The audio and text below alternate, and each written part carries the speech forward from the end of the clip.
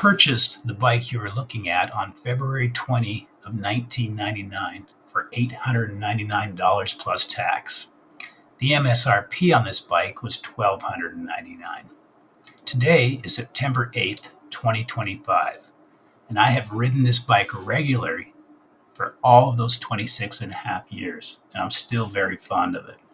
The 1998 pamphlet for the 1998 Stumpjumper M2 Comp described it as the full-on, out-of-the-box race rig for the rider who wants the extra performance of oil dampening and nothing but high-performance components.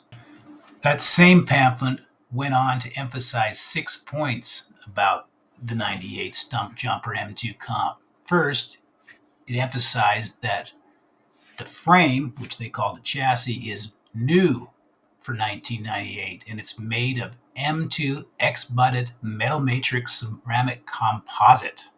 Boy, that's a mouthful. So basically, aluminum with some ceramics composite mixed in. And it's X-butted. It's not just double-butted or triple-butted, it's X-butted. This same frame has a compression gusset. That's basically where the head tube and the down tube meet, a replaceable derailleur hanger, and forged dropouts. Second point, it has a RockShot Judy XC fork with new Judy hydraulic damping cartridge and an alloy steerer. 3. Shimano shifters, XTR rear derailleur and XT front derailleur. Never miss a shift. Number 4. New black Ritchie Expert clipless pedals and forged Strong Arm Pro crankset for efficient power transfer. Point 5 has a mistake in it, actually. It says new Mavic 222 rims. They're actually Mavic 221 rims.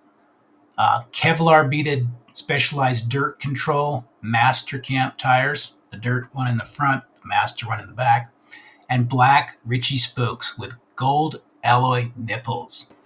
And finally, point 6, stout Superfly front hub with aluminum scrackle. A scrackle is an integrated skewer / axle, probably a word that Specialized made up. Anyways, this aluminum scrackle is lightweight and steering enhancing. The pamphlet then went on to list out the full specs of the bike, which I have put in the description of this video. It also had this disclaimer: all specs are subject to change without notice.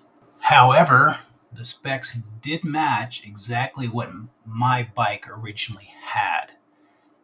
There are some things that I've changed over the 26 and a half years that I've owned and operated this bike, but the original specs matched exactly what you see listed in the description.